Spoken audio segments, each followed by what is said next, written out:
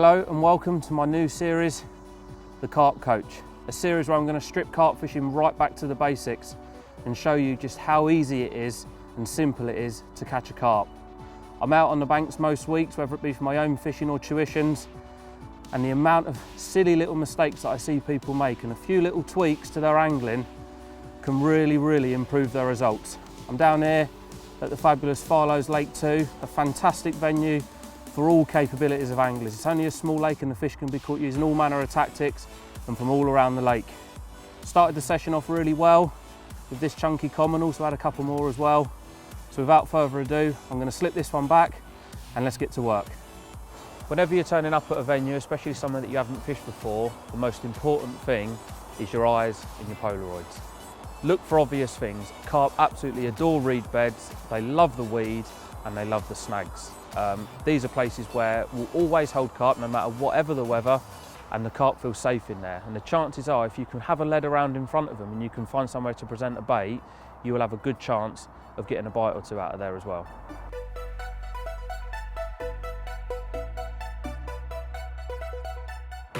Feature finding. First things first, the kit that we're using. Me personally, I've always used a Spod rod as a Spod and marker rod. This is a new prototype, Spod and marker rod combined, so I can use it for marking and I can also use it for spodding.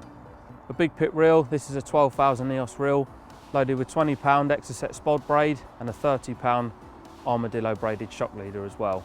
On the end of the shock leader, I've got a big loop, which I've tied figure of 8 style. And as you can see, if I peel open the loop, it's big enough that I can pass a large impact spod through and also get a lead on the end, so I can quickly change between the two. And most importantly, what you'll notice I'm wearing is a finger stool.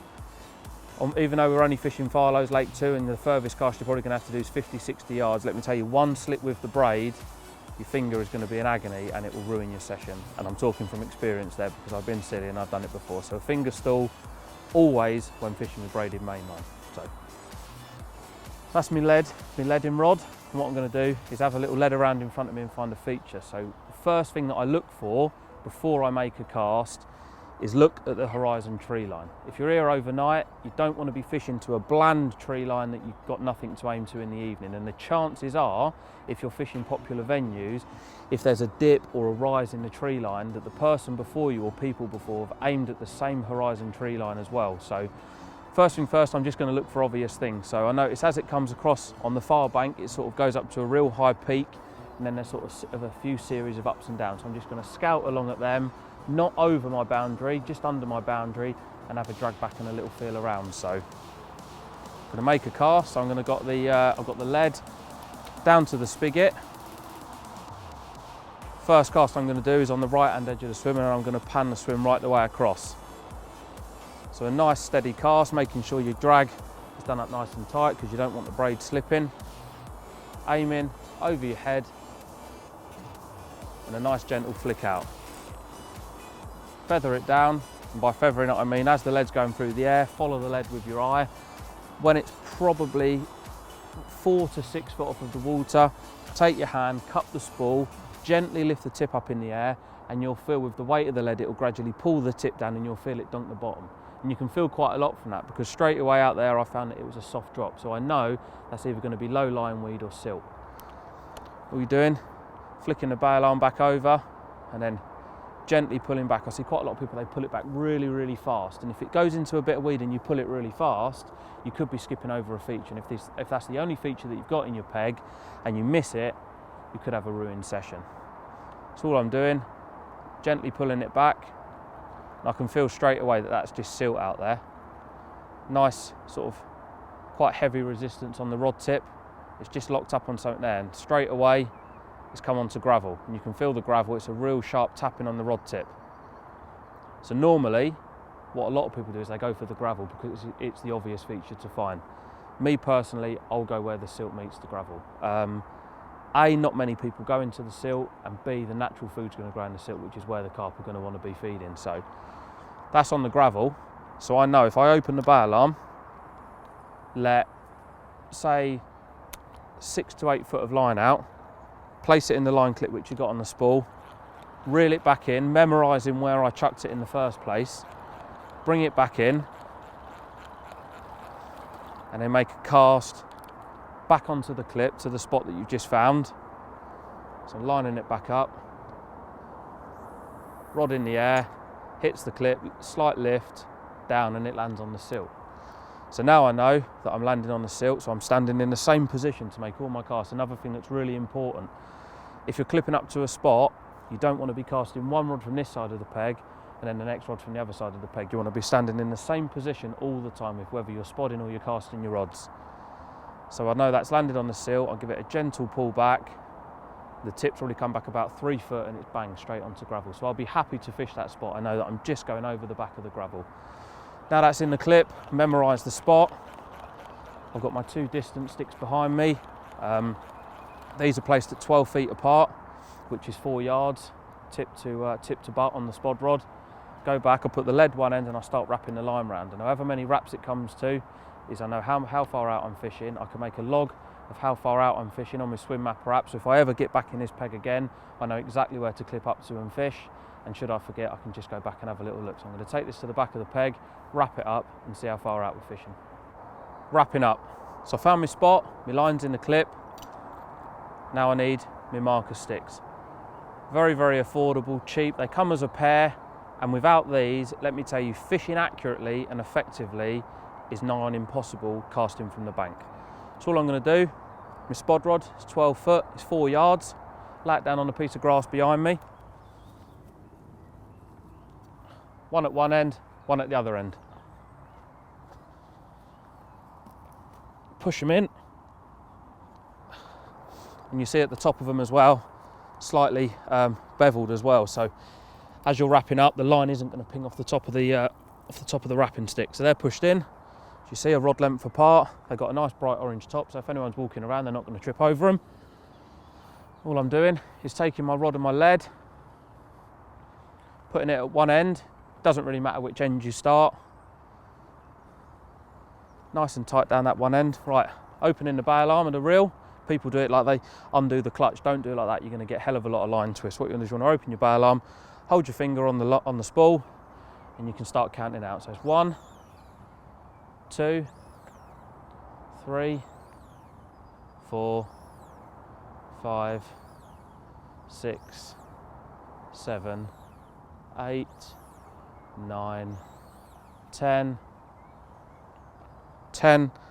and probably just about 10 and a third. So 4 yards, 10 wraps, 40 yards, a third. So you're probably looking at about 41.5 yards I'm fishing there.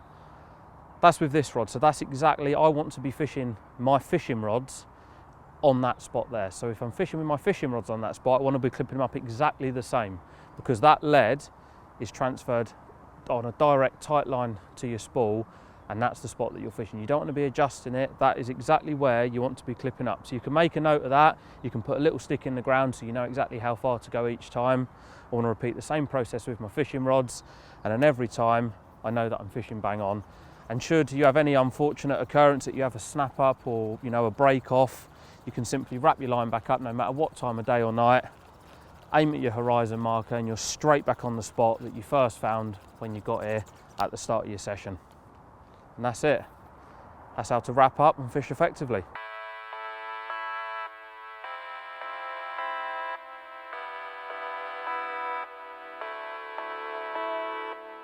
Right, now I'm going to show you how to attach your shock leader to your Exocet spod braid. Grabbing your spod braid, grabbing your leader material, in this case 30-pound armadillo. And what you're doing is you're going to overlap the two materials. So your spod braid is going to run up the leader, and your leader is going to run up the spod braid. You're going to pinch them together, and then grabbing just the end of your spod braid, you're going to fold it round and create a loop, trapping your spod braid and your leader braid at the same time. Then what you're going to do, you're going to pass it through the loop, the tag end through the loop 4 times, creating a 4-turn grinner knot. Once you've created the 4-turn grinner knot, moisten it down a little bit and pull the knot semi-tight. And then repeat exactly the same process with your leader material, trapping your spod braid. So you're going to wrap it around 4 times again. 2, 3, 4, like so, creating your other 4-turn grinner knot. And this is called a back-to-back 4-turn grinner knot. And then literally moistening the length of the braids between the 2 knots, you're going to gradually, holding the 2 ends of your spod braid and your leader braid, you're going to pull them together. When they get to about 4 or 5 mil apart, with your tightest grip possible, grab all 4 ends and pull. And what that'll do is it'll butt the 2 knots right up against each other, making a really tight, nice little leader knot. So when you're casting out, it's not clunking through your eyes and it's not going to cause you to have any problems at all. It's going to fly through the eyes nice and quietly, super strong, and that will hold an impact spod loaded with bait that probably weighs 6 to 7 ounces, no problems at all. All you're going to do, take your scissors and just trim your tag ends. You don't want to trim them up really tight to the knot. You want to sort of leave maybe 1 or 2 mil just to allow for any sort of slippages that you're going to get that you can't, you know, because you're not going to be able to pull it as tight as when it comes under tension from hitting the clip. So to avoid any breakages, you're going to leave a couple of mil sticking out each end. Nice and strong, nice and tough, 4-turn, back-to-back grinner knot. So in the end of the armadillo shock leader on my Spod and marker rod, as you would have seen, I've got a big loop, which makes it easy to change between feature finding with a lead and changing over and putting an impact spod on. I'm just going to show you how I tie that up. End of the material, you want to fold it back about 6 or 7 inches. So you've got a nice big loop on the end. And all you want to do is a big figure of 8 loop. So you're going round, you're tying your overhand knot, you're twisting the material, the loop, back towards you, grabbing the end of the loop, passing it back through, and you're creating a big loop at the end of your spod leader, like so. Big figure of 8 loops, that's not going to come undone, nice and strong. And what I do as well, just to save a little bit of time, and you'll find this as well with braid, is when it pulls down tight it tends to strangle, and if you're trying to pick it apart to take the lead off to put the spod back on, it can be a little bit frustrating, and this sort of just saves time. So what I'm doing is I'm straightening out the loop, pinching about 1 inch back, and all I'm going to do is I'm going to make another tiny little figure of 8 loop, and you'll see what that does in a minute is it acts as a bit of a tag end that you can use to pull to get the braid to separate and you to undo the loop. So like so. So you've got your big loop that I can get my hand through, and then at the very end of that I've got a tiny little loop which will act as a tag end. So I'll show you how that works now. With your lead in through your swivel, and then what you're doing is you're opening the big loop up, passing your lead back through that loop, and then you're pulling it down nice and tight. And you'll see as I start to tighten it up, the tag end will be sat out at ever such a slight angle. So I'm pulling it down like so, and it pulls up tight against the other loop as well.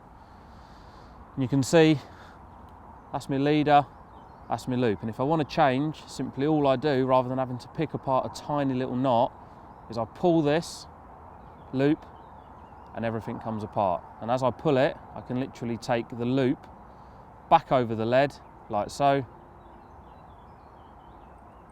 and the loop comes out of the lead, that goes straight through the swivel of the impact spod. Repeat the same procedure, and I'm fishing and I'm ready to bait up.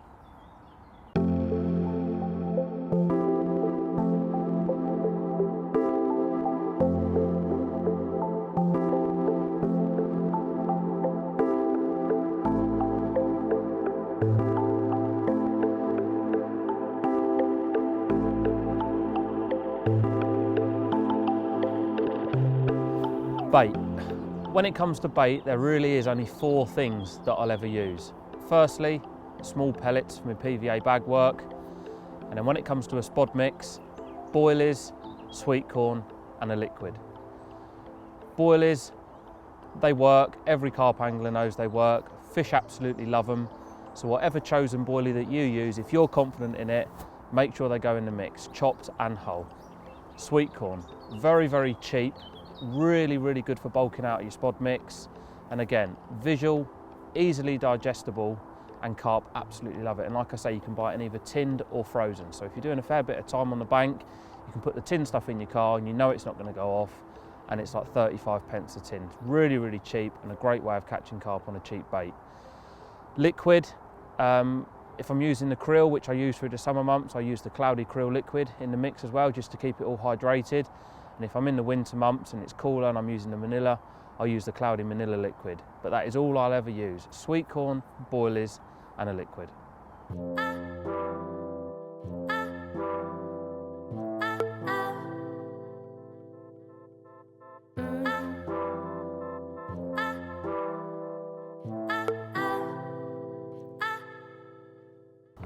Rigs. It's very, very easy in modern day carp fishing to get caught up with all different kinds of rigs. There is a few different rigs that I would use, but for most of my carp fishing, I'll use a simple knotless knot. All I'll do, knotless knot a hook straight onto whatever hook link material I'm using, a small piece of silicone to trap the hair, and the only thing that changes with the rig is the length of hair, and all I do there is it depends on what size of bait I'm using. So let's take a look at how I tie one up. First things first, stripping off 10 inches of Cortex mat in 20 pound. Peel off 3 inches of the coating to form the hair and the knotless knot with. At the end of the part that you stripped off, you want to form a tiny loop to get your hook bait on with. And then you want to put your hook bait on so you can gauge the length of the hair once you start to tie your knotless knot. Secure it in place with a boilie stop. Next step, cut a tiny piece of hook silicone, probably about 3 or 4 mil, and you want to thread that on the end of the hook link that hasn't been stripped. Then you take the hook, which you're going to use in this case is a size 5 beak point, wide gape, and with the point of the hook facing towards the bait, you want to gently thread it through the silicone. And you can spin the hook right the way around, and the silicone, I like to have it between the point of the hook and the barb. And you can set the distance between the bend of the hook and the hook bait, probably 3 or 4 mil separation. And then you can start your knotless knot. So grabbing the end of your hook link, you're going in, back of the eye, facing towards the point of the hook, and then whip back down the hook 7 times. So 1, 2, 3, 4, 5, 6, 7. Trap it with your finger. The end of the hook link that you've already passed through, go back through the same way. And as you start to pull it, it will form your knotless knot, nice and tight, like so. And that's it, a basic knotless knot. And to finish the rig off, I've got a micro anti-tangle sleeve. Threading that on, narrow end to the fat end, down the hook link. And at the end of the hook link, I'm going to tie a figure of 8 loop. I can then attach it, quick change, to the quick change swivel at the end of my lead system. Wet him down, pull it tight, and trim off the tag end. And that is the finished rig. 6 inches long, nice strong, size 5 hook, krill wafter with a little piece of floating plastic corn on top, and that's just sinks slowly under the weight of the hook. This one, which is tied out of a strippable braid, I would use if I was using a helicopter setup or a leg clip setup, and if I was fishing with a solid bag, I would use exactly the same presentation, but I'd tie it out of a supple braid rather than a coated braid. This is the lead arrangement that I'm using down here at Farlow's. As you'll notice, coming out the top end of the tail rubber, there's no leader or tubing. Leaders aren't allowed here, tubing is, but I'm choosing to fish it naked style. This is a naked tail rubber, and as you'll notice, a bit longer than a standard tail rubber, and it tapers right down into the bore of your main line. So when you're casting, it's completely anti-tangle. Then you've got your lead clip, which holds your lead in place, and attached inside there via a small pin is a quick change swivel, and on the end of there is the rig that I'm using. The lead clip setup itself is made up of 2 parts, the clip and the tail rubber. And what you'll notice is on the clip, you've got tiny little serrations all the way down the length of the top of the clip. And what that does, that allows you to set your tension when you put your tail rubber on, whether you want the lead to eject quickly or after a little bit more resistance. The rubber itself is very, very soft. So if you push it on, the lead is always going to eject, and therefore making it a real safe method of fishing.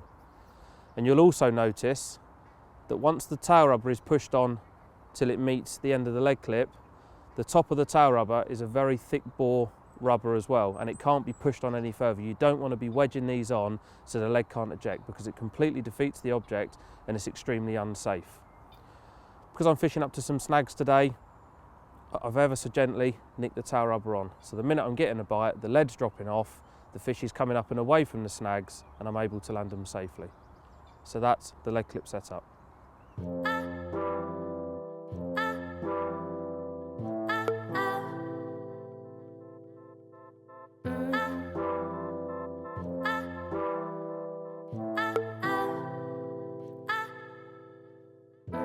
Okay, so this is the snag tree that I'm fishing for my peg, and as you can see, it's a fairly large structure.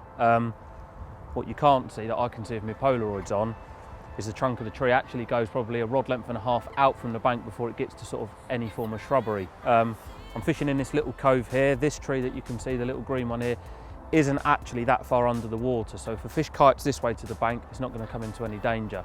So I can fish just a little way past this into this little alcove. The bank itself gradually slopes away, so what I'm doing is I've got a pocket full of boilies. This is all I'm baiting out with, not a lot of bait, because I don't want to be putting a lot of bait. The fish want to be here anyway. You don't need to fill it in with bait to attract the fish to this area. You need to put enough bait in to pick a fish off. I'm breaking them in half, like I say, because I'm fishing onto a slope, and I don't want them rolling down the bottom of the slope.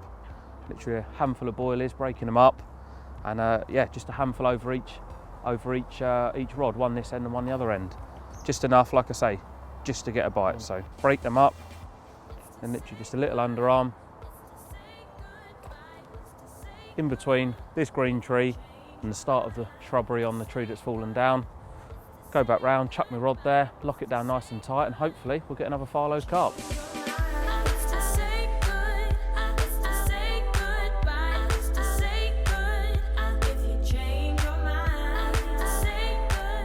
The rod's in position, tight up against the snag, and I'm just going to talk you through how I set my rods up to get the best results out of snag fishing.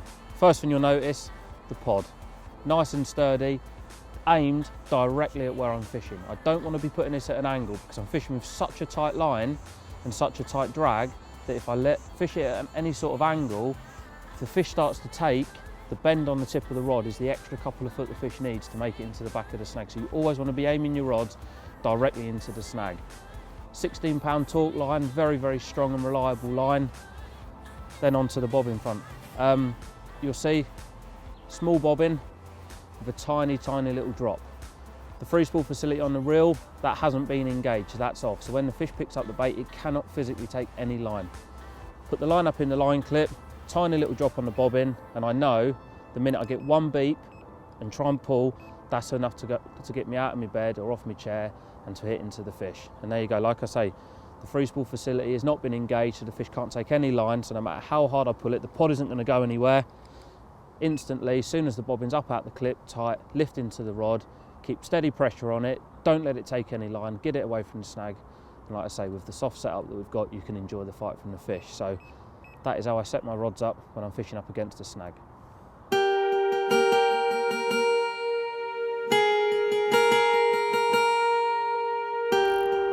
After a little flurry of activity earlier on, the bream sort of started spawning. Well, that's what it looked like to us. And the fishing went a little bit quiet, and I wonder if the carp was sort of mooching around on the spawn.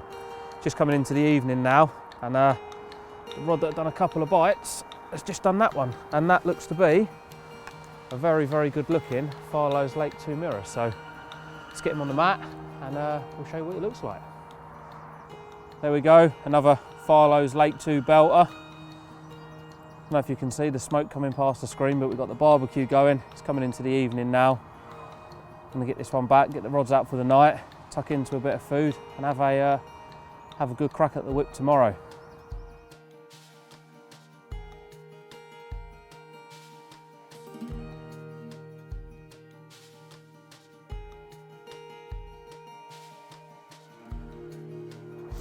Well, we're into a carp early morning on Farlow's Lake 2. Had a couple in the night fishing over to the snags. Literally just had another one about 10 minutes before this one. He's resting down there in a retainer, and yeah, into another one as well. And it's it's worth mentioning the tackle what I'm using. This is just a Warrior S, just a 12-foot 3-pound test curve rod, lovely soft through action rod, perfect for little venues like this, you know, where you're not doing a lot of casting.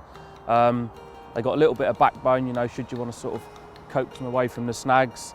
Also very stylish with the cork handle on them as well.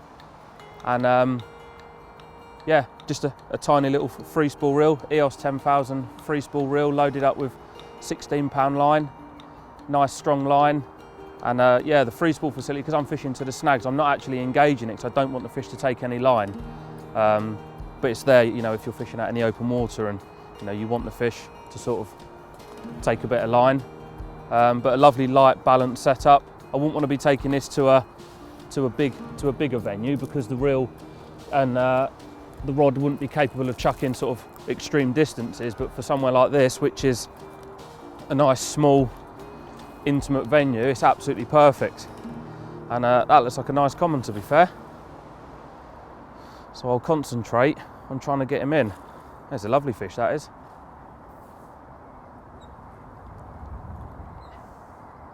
The quality of fishing here is just unbelievable. Of all the fish I've caught, every single one of them is absolutely stunning. And they fight as well, really, really hard. Like I say, with a nice through action rod, literally I can pick into the fish, and I know that I can give them a little bit of pressure to get them away from the snags and safely into the landing net. Perfect. Let's have a look at him. The fish is safely in the net now. That's what I'm going to do. Before I take him up onto the mat, I'm going to rest the net down here with the fish in there, go up there, get the mat wetted up, get the sling zeroed before I take the fish up there. So let's drop him down in nice deep water. You don't want to be pulling them up onto the shallows. You want to be leaving them right out in the deeper water. Rod down there, and I'm going to go up and get everything prepared. Carp care. Probably the most paramount thing in carp fishing. You spend ages trying to catch one. When you get them on the bank, you want to look after them and make sure they swim back just as healthy. First things first, easy mat. Lovely padded mat, packs away into a nice small bag, got lovely rigid size in it. So you can put a carp in here, and if you photograph in it, it wriggles around, it isn't going to come off the mat and go onto any of sort of the grass or any surrounding ground that you've got around you. Next thing, STR flotation weigh sling. Acts as two things really, as I just said, a weigh sling for weighing the fish in, and also like I've had this morning where I've had a fish, got the rod back out and the rod's gone again in quick succession. You can put a fish in this, you can zip it all the way round, clip the zip at the top, and you can retain the fish in the margin for a short period of time. You don't want to be retaining them for any longer than sort of 15-20 minutes. They're purely there just while you get yourself sorted, or should you have a double take like we've had this morning. Next, collapsible water bucket. Throw it in the margins, fill it up with water, everything down, and then when you've got the fish on the mat, keep pouring water on it to make sure the fish is nice and wet and nice and healthy. And on top of all of that, probably the most important thing is the scales, because once you've caught one, you want to know how much it weighs. So what we're going to do, we're going to wet everything up, zero the sling, bring the fish up here, weigh him up, and we'll have a look at him.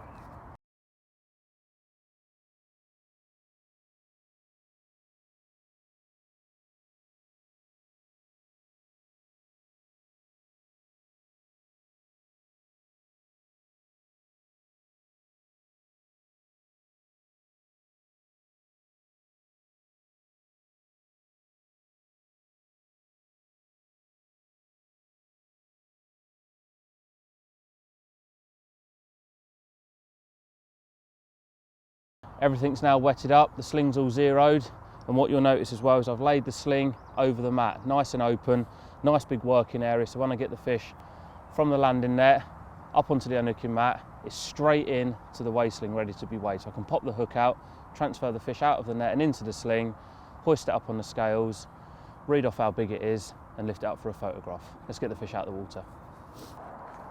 Right, so we're down with the fish now, which is in the landing net. What we're going to do is we're not going to take it up with the landing net fully made up. We're going to break the landing net down. A couple of things as well to remember, and something that I don't see a lot of people doing, is making sure the fish is right at the bottom of the landing net and so the fish is nice and secure, it's not going to go anywhere. Then literally, I'm going to grab the flap of the landing net and roll it all the way down to the fish. So you're almost within 6 inches of the top of the fish. And then, like I say, a couple of important things to check for now. First thing is the pecks and the fins, making sure they're all flat to the body and they're not going to get broken or hurt in transit. And secondly, and it's probably the thing that, as I said, people don't do a lot really, is check the hook hold. When the hook goes in, sometimes the hook can go right the way through and then the barb can be facing out the other side of the fish's mouth, therefore catching in the net, and also the net can catch on the eye of the hook as well. And if you're pulling the fish out and the hook is caught in the net, you're putting added strain on the hook hold, therefore you're going to cause the fish's mouth to tear, which is not what we want to achieve. So I'm going to check the fish now, check the hook hold, making sure that the net can move freely around the fish's mouth, so the hook hold's nice and firmly in, checking all of its fins are all flat back to its body. If he wants to have a little kick, just let him take a little bit of energy out now while he's safe and in the water, and then firmly gripping the net and the rod, you simply want to lift the fish up, transfer it to the mat. The mat's nice and close to the water as well, so we're not moving him too far. Down on the unhooking mat, pop the rod down, and then you can tend to the fish. So, unraveling the landing net, peeling it back to see our prize. And this is another thing as well, what a lot of people don't do is they tend to go straight for the mouth and unhook the fish. It's probably the worst and the most dangerous thing that you can do. If you've got a hook end, you've got to try and get the line from around the fish. If the fish flaps, you've got a hook in your hand, and I've seen it so many times, the line pulls tight, the hook goes in someone's finger, and you're attached to an angry carp as well as being attached to yourself. So you want to find your line where it enters the net, roll the fish over, follow it all the way around, so then now I've just got my lead, my hook link, and I can find the hook hold, and literally by putting my finger on the eye of the hook, I can literally pop the hook out, no damage at all. Once it's unhooked, remove it away from the mat so you're not going to get caught. And there's the fish. So what we'll do now is we'll slide him out of the landing net, straight into the mat, and we'll weigh him up. So nice and safely, roll your sleeves up. If you've got any watches or anything, remove them because you don't want them to be damaging the skin. And literally with the landing net, you want to pull it away from underneath its body, like so, out, and then the fish is ready to be weighed. Pull the weigh sling up, fasten up the zips each side so the fish can't come out.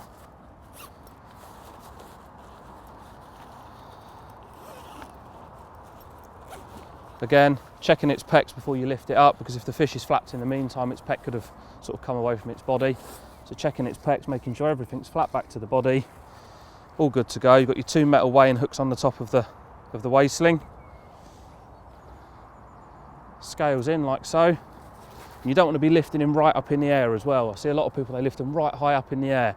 Literally just enough so he's above the mat. Lift him up, and then we should read a weight. So he is 18 pound, say 5 ounces. Back down onto the mat, and now you're ready for some photographs. Just before I lift him up, got my little bucket of water here. Just going to wet him down. Don't go pouring the water from a massive height and letting it splash down on the fish. Just come just above the fish and give it a nice good soaking. He's all ready to go. He's had a bit of time to chill out, hopefully. And another thing when picking fish up as well, a lot of people just seem to like bear hug and grip them. If you take your right, well, whatever way the fish's head is facing round, 2 fingers, sort of split them in 2s. Up underneath the pec, like so. So you grip that pec nice and strong, and again, in 2s at the back, and grip the anal fin as well. Spin the fish up and over, nice and secure. He's not going anywhere, not lifted him too high from the mat. Sometimes they'll have a tendency to flap. If they flap, you don't want to be panicking yourself. Because of the grip what you've got on the fish, with your fingers where they are, simply just roll the fish back into your arms, let it have its little kick, and if it's going really mad, just place it back on the mat, pull the sling over its eyes, just to cover its eyes, and it will calm itself down. You don't just want to be dropping it and then leaving it to flap around. You want to be controlling it as best as you can to cover its eyes, and that normally sorts them out. But if they're held like this, I always think that if the fish feels like it's well supported, genuinely it will behave well. And this fish is behaving very well. So it's nice and supported.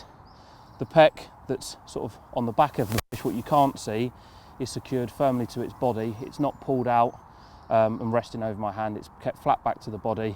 The fish is nice and low to the mat, and I can have a few photographs and slip him back. Right, so we've had a photograph with the fish. Fish is laying back in the retainer. What we're going to do is we're going to take him back in the retainer. So he's back in. Zip up either side so the fish can't come out. Like so. And again, just before you pick it up and lift it back to the water, just check its pecs as well. Nice carry strap, or if you've got a proper fish, proper unit should I say, you've got 2 straps as well. So carry the main one in the middle, check his pecs are all okay, and then back to the water. So keeping him low to the ground. As you can see, he's getting a little bit angry.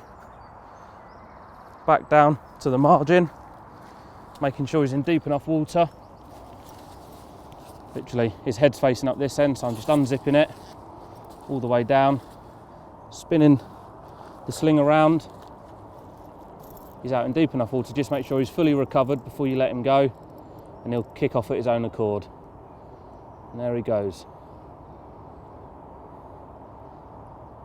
Off again to fight another day. There we go. Another stunning Farlow's Lake 2 mirror, the first one of the brace. Changed tactics ever so slightly this morning.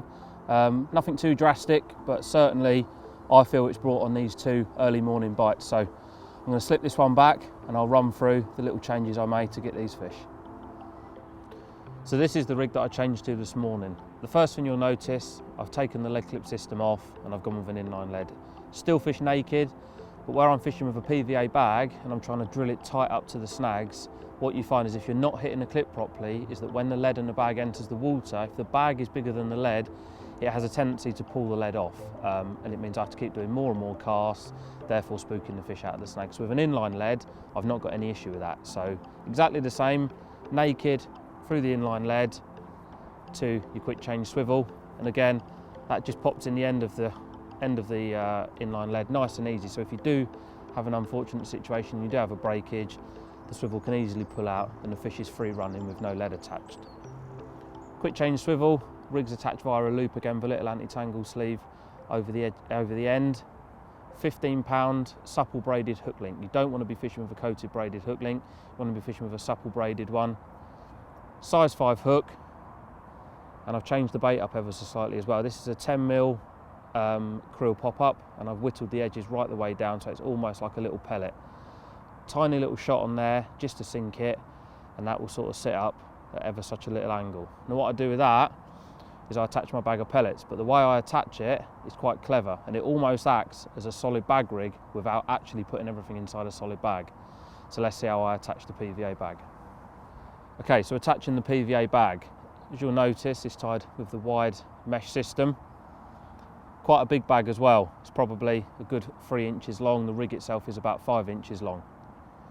The hook goes into the bottom of the bag, like so.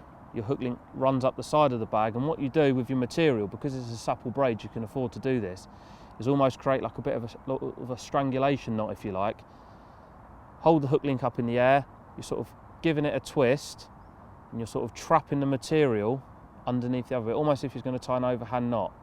Place it over the top knot of the PVA bag, and you can pull it down nice and tight.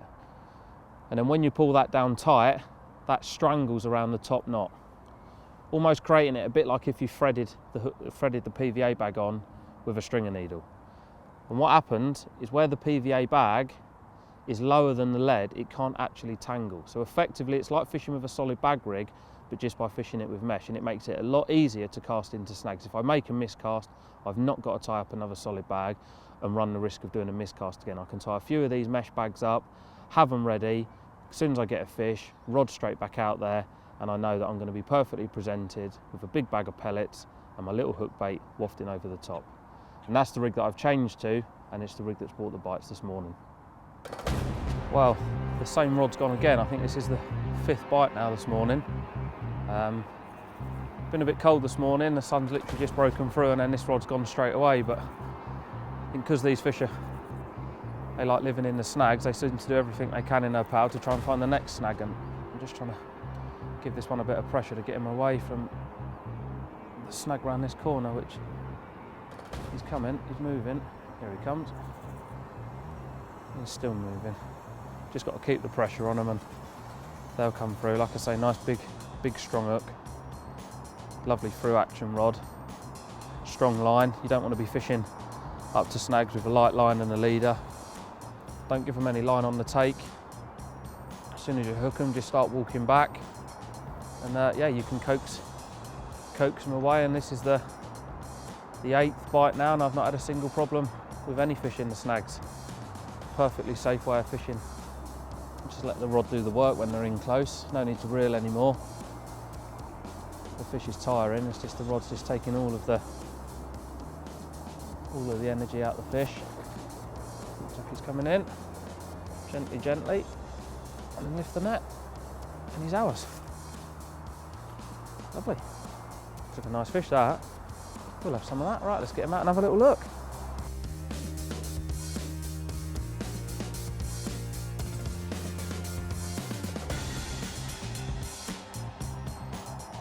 What a way to end my session down here at Farlow's. An absolutely stunning 23-pound mirror, and every single fish has been magnificent quality, hard fighting, yeah, just stunning. So thank you very much to Farlow's for letting us come down and fish their awesome venue. Hope you enjoy watching it, and I'll see you all soon.